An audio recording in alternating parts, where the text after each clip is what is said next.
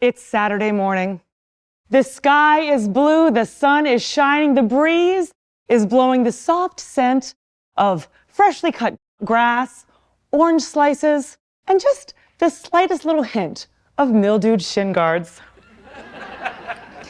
You and I and millions of other people are taking part in the time-honored Saturday suburban tradition of cheering on our favorite little pint-sized athletes on the sidelines of a youth sporting event.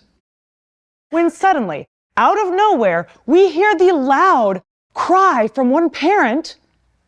We'll call him Team Dad Chad. That's not his real name. And he yells out at the top of his lungs, "Oh, that's a bull bleep call." And the 9-year-olds and parents alike clutch their pearls.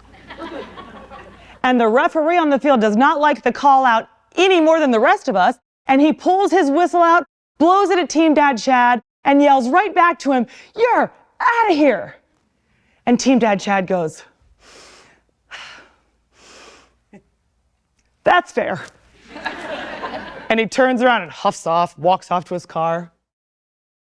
And when he does, what happens next leads to a light bulb going off in my head, and I had an aha moment, not about youth sports, but about communication, and about what we can learn from it happening right there on the sidelines of a youth sporting event. Allow me to explain. As I'm sure will surprise no one in this room, Team Dad Chad is the first parent at every game. And when Team Dad Chad arrives, he sits right at the center of the field, as close to the sideline as is allowed, which means that as the rest of us arrive, we have to sit a bit back from Chad and on either side. And so we sort of end up in this inverted V position, where everyone to the right of Chad can now see this part of the field, but then their view is blocked by Chad at the center to everyone over here, and they certainly can't see the people on this side. And everyone to the left of Chad can see this part of the field, but then their view is blocked by Chad at the center, and they can't see this part of the field or certainly any of the people over here. And so when Chad left that center spot, we all kind of oonched around and sort of without even saying anything, just kind of adjusted. And the people at the center went back and the people on the sides went up a bit. And we kind of non-verbally, verbally checked in with each other. "You good?" And we went from this inverted V on the sideline to a V like this instead, into a formation that I have come to think of as the viewing V.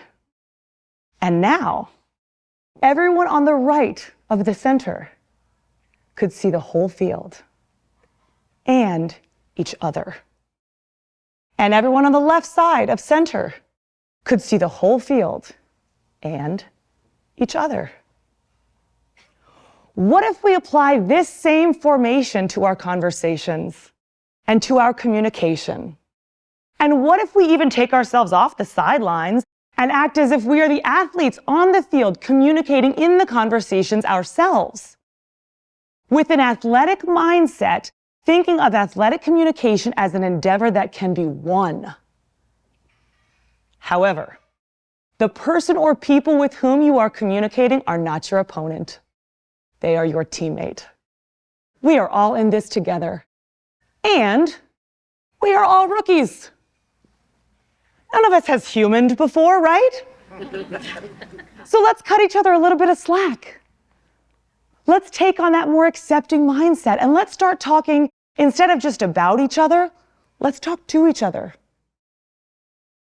Look, I get it. When we come from a limited viewpoint and we don't realize that that's what we're doing, it's easy to go, how can someone say that? How can they think that? Why would they post that? But if we instead take a step back, for some of us, maybe take a couple steps back, and instead ask, what might I be missing here? What's the most generous interpretation I could give to this situation? And who else's perspective might I need to take into consideration that could help us all? And here's where it gets fun, y'all. Because when we do that, we are forced to recognize that these people, these situations, these instances that we think we know exactly how we feel about and we know exactly how we think about are in fact quite nuanced and quite layered. And we sometimes see that two contradictory things can in fact both be true at one time. You might know someone who you find to be smart and funny and kind. And then you discover they voted for a whole different political candidate from you, and you do not like that political candidate. Maybe you have an influencer you follow, and you just feel like, you know what? This person just gets me, like they're my vibe. And then you discover they practice a completely different religion from yours. Perhaps you know someone who you think is just speaking to you, and they are charismatic, and they are magnetic, and they just have overall impeccable taste. And then you discover they're a Duke basketball fan? What? When we have these perplexing paradoxes going through our minds and we choose to approach them as nimble communication athletes, keeping that mindset, we put ourselves and each other in a better position to solve issues when things turn south, because they do and they will, they always have, right? But we can take those then would-be disasters and help turn them into delights.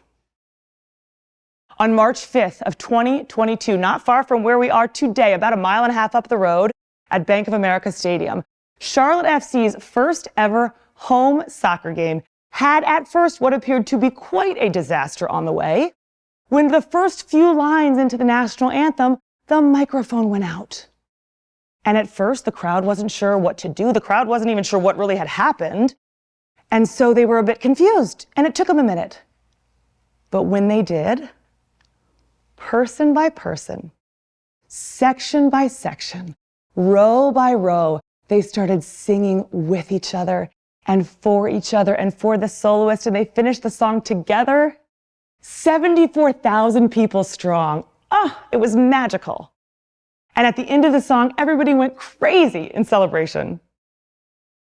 And you know who else I bet went a little crazy? The boss of whoever was in charge of that microphone. And they acknowledged it. They said, we made a mistake, but they didn't dwell on it. They came out to the media and they said, we had a big error at the beginning of that game, and we are so sorry about it. But did you see the fans in Charlotte, North Carolina? Charlotte FC has the best fans in all of the MLS. And to this day, that is the narrative. It stuck.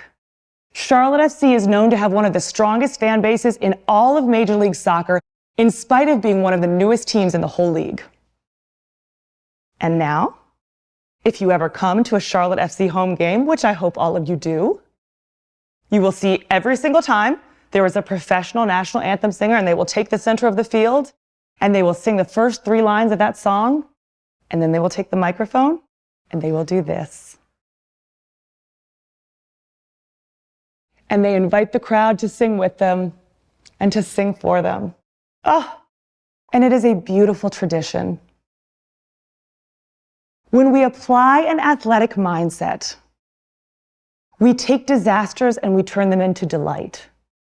When businesses, when nonprofits, when the media, when families will come at a communication scenario from that perspective, we are able to separate the performance from the personal. And things like feedback and things like perceived pushback no longer feel like a threat, they feel like training. They feel like, we all want this to feel like a win, right? We all want this to go well. So how do we get there, and what's our next play to do that together? And we go from competing against each other to competing with each other to win that never-ending game of communication that leads to human connection. And that, my friends, is a win for us all. Thank you.